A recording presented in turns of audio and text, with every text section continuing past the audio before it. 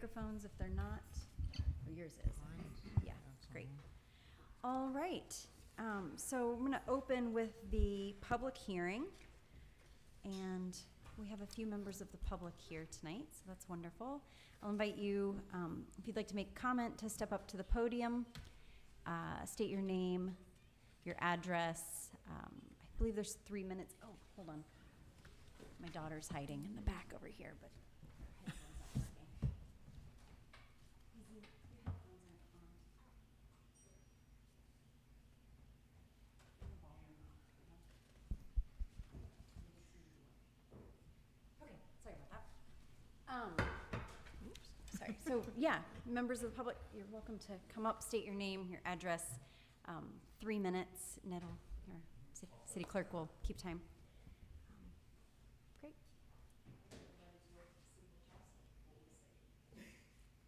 Okay, well, the way this meeting will go is we have one public hearing, and then we have the special called meeting. So after that, we'll adopt or make adjustments to the millage rate, depending. So if you have information or input or questions, now is the time to talk about them before council deliberation. I heard you did a very nice explanation of the millage process that I was not here for. The tax assessment Tax assessment. the other day. Would you be willing to do something like that again? Now? Would that be helpful for, I mean, I didn't hear it and I heard it was a really good explanation. I'm not sure what I said.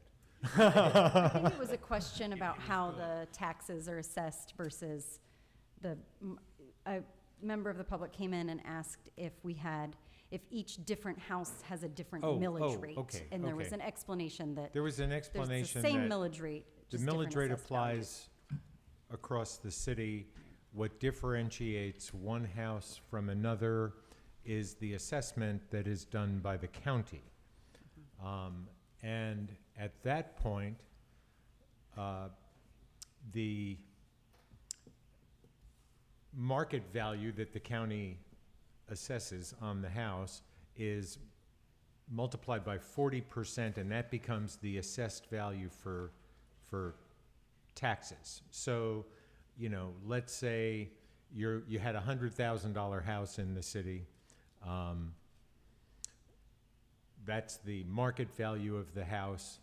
The assessed value for tax purposes would be $40,000, not $100,000. At that point, you have 3 bodies that are assessing taxes upon every resident in the county. That is the county itself, it is the school board of DeKalb County, and the city. And there are some very, very minor state charges in there, but those are very small. The biggest assessor of all is the school board.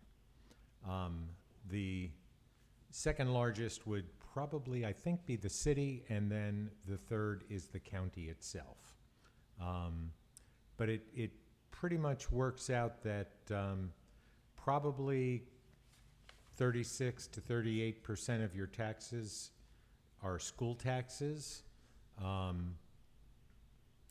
You know, I would say a smaller portion, but probably 30% roughly would be city taxes, and the balance would be the county.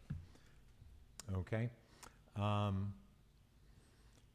So when you get an exemption, if you have a homestead exemption, okay, that applies to the county taxes. The city of Pine Lake, if you qualify for a homestead exemption, there is a City of Pine Lake homestead exemption that gets applied to anyone who has a homestead exemption in the county, and that is a $4,000 credit off of the assessed value of the house. I can't tell you how long that's been in place. Probably, well, longer than I've been here. You know, it's been there for quite a long time, and it has not changed since. So, you know, that's something that if you look at the packets that you've got, for example, and this applies to the, this chart here applies only to the city. If you look at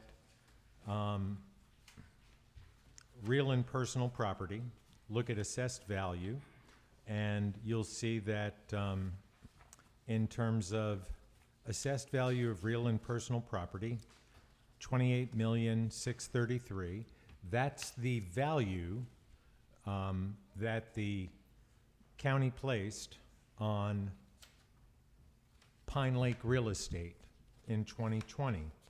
And you can see that in 2025, that number has gone up to 48,483,000. Okay? So the value of our real estate has increased basically by just under 70% in 5 years. Okay? According to the county. Now, if you look at the Pine Lake exemption, down there at the, I guess, 4 or 5 lines down, you'll see 989,000. That's the exemptions that got applied to the Pine Lake taxes.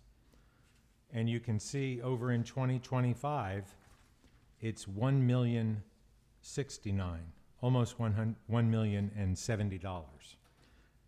It's gone from 989 to 1,070,000. That's an increase of about 10%, close to 9.9, 9.7. So the value of our property's gone up by almost 70%, but the value of that Pine Lake exemption has gone up 10%. So that exemption is nowhere near as valuable as it was just 5 years ago. It's not keeping pace. And that's because it's not a percentage. It's a fixed dollar value that gets deducted. So that's a problem. And I would encourage residents who are here to come and visit the work session that's upcoming in the first meeting of July. I'll be presenting something that will be discussed, and that would be a senior tax exemption that would be similar to the way the county applies their H4 and H9 exemptions, as having something similar to that applied to the city. And I would appreciate any public support that would be out there. Thank you for that explanation. I want to turn it back over to the public, given that this is a public hearing, for your comment and questions. It's a time for us to hear your comments before the council votes on adopting the current millage rate. So if you have comment, now is the time to speak. Great, thank you, Buffy. Hi, I'm Buffy, 41 Oak Road. You guys know me fairly well. I guess my question is, with the exponential increase in the real property value of the 48 million, that's so like, whoa, all right, that's great for, you know, tax purposes. Why would we increase our millage rate if the value has gone up? And does that make sense? Yeah. If we're getting like inflated or real values, or what are they, whatever they are. We're then, actually, oh, I apologize, I meant to cut you off. it seems like, I mean, if the value has gone up so much, would the city really need to increase the millage rate? If you keep the same millage rate, but you have more value to apply it against, then you'll still get more money. That's actually the proposal that's on the table. Council's Okay. considering keeping the millage rate as is. Okay, good. Yeah. Yeah, I'm Thank just you. dropping in. So Yeah, I'm that's not a great up on things. question. All right, Yeah, thank you. thank you. Mhm. Any other questions? Okay, great. Any other?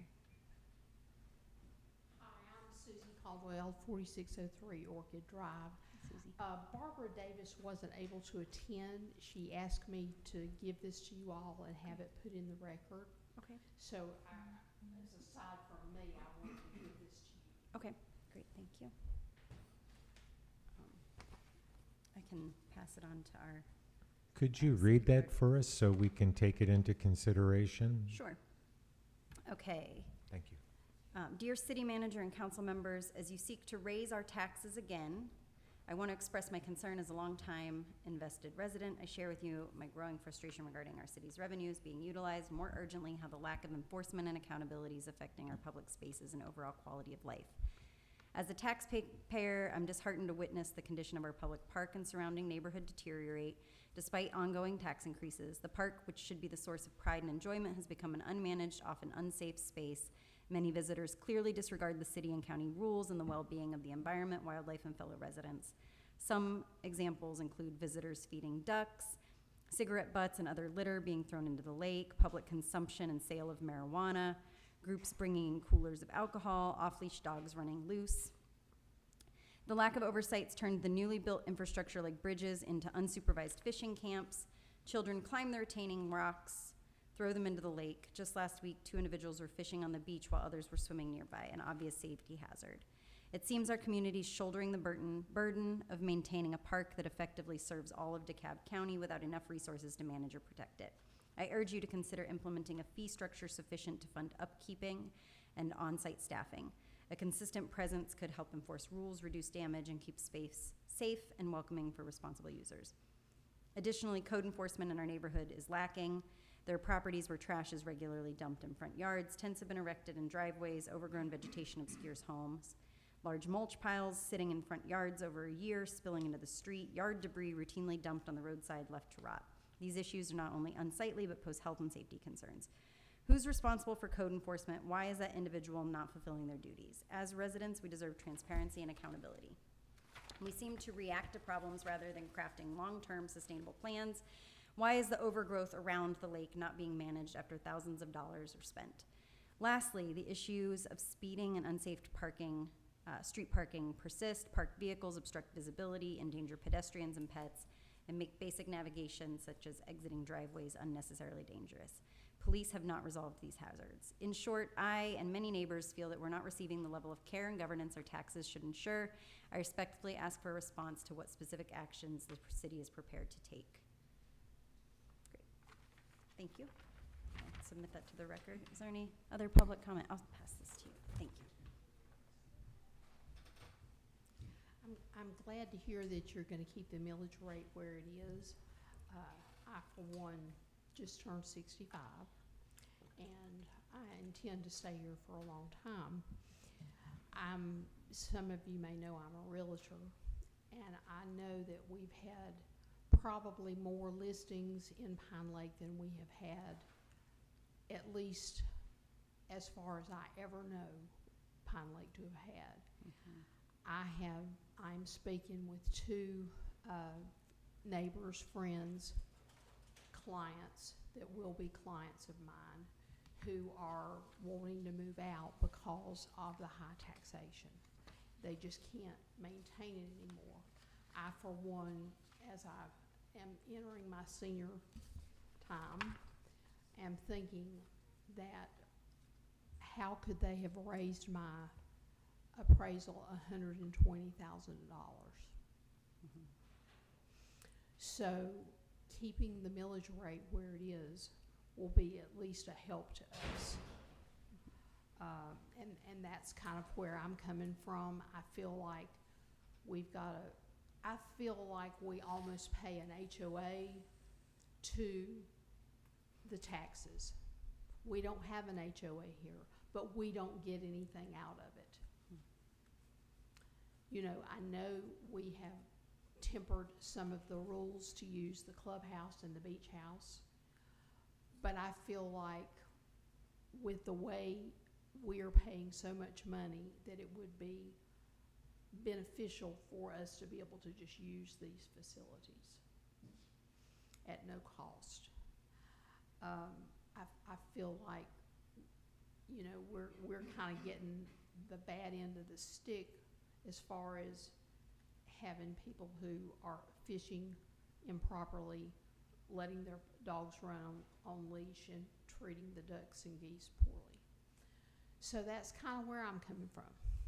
So thank you for letting me have a few words. Thank you. Thank you, Thank you. Susie. Okay, any other public comment for this public hearing?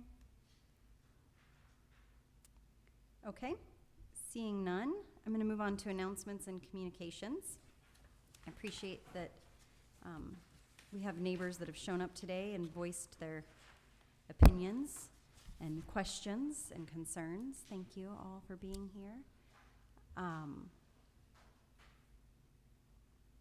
Yeah, I'm gonna stop there for now, I think, as we move into the resolution. But is there any other announcements or communications? I would just like to communicate in response to the enforcement that we spent 6 hours deliberating and trying to work out how to do a better code enforcement. We are aware that of the challenges of Pine Lake, and our previous code did not allow for the enforcement that our chief needed. And so we have been working and working and working and working to make it right.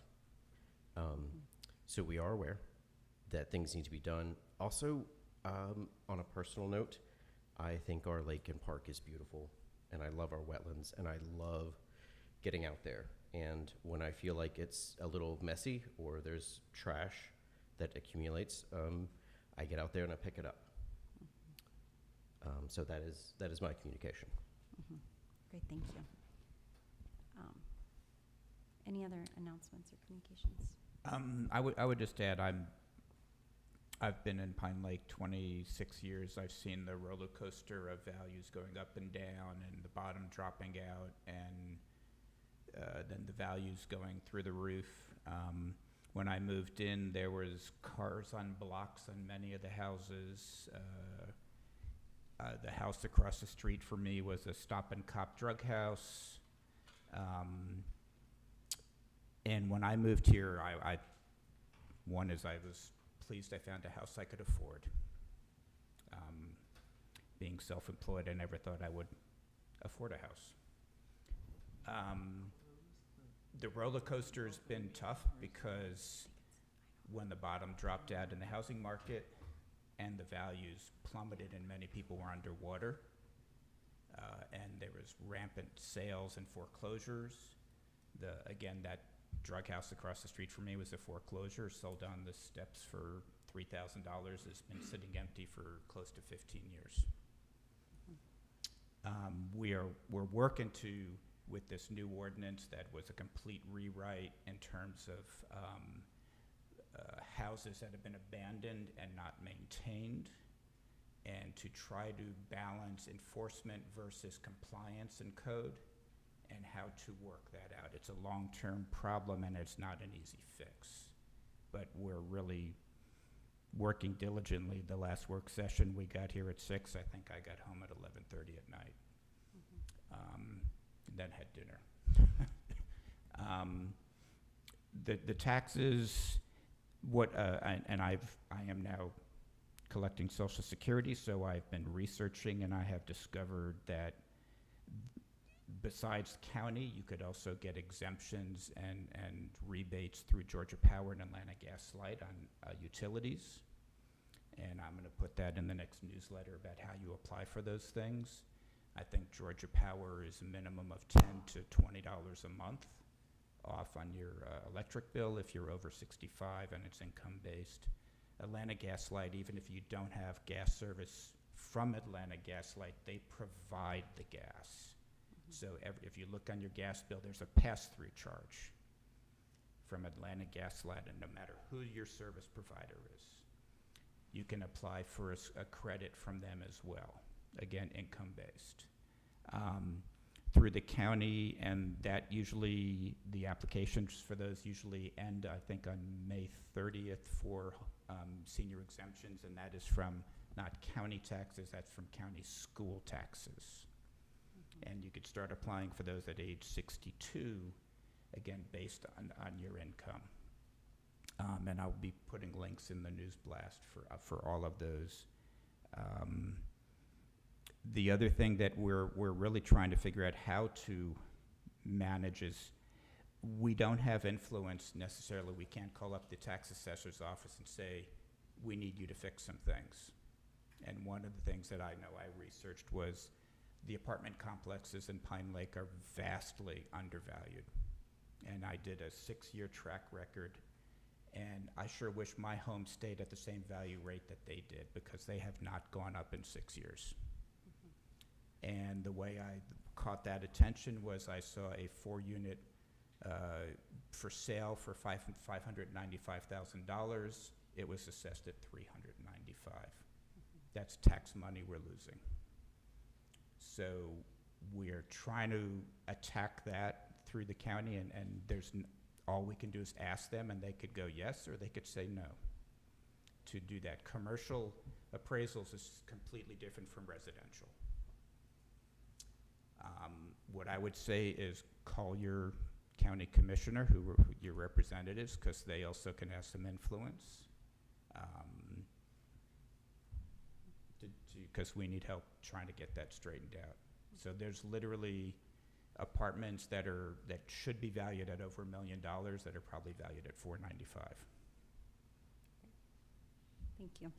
Any other announcements, communications from council? No. Okay. And I just want to reiterate, this is something we've been reiterating years now, that the cost of running the city continues to increase, right? The cost of materials, the cost of infrastructure projects, the cost of staffing, all of the things that it takes to run the city continue to increase, and our primary revenue stream in the city of Pine Lake is residential taxes. So there's always going to be a tension between our tax revenue and the cost to run the city, and prioritizing taxpayer dollars where it's going to make the biggest impact. This year, this council's been putting a lot of work into shoring up the foundation, so to speak, of the city and how it's run as a professionally run city, bringing in the right personnel to actually achieve the projects that we need to get done.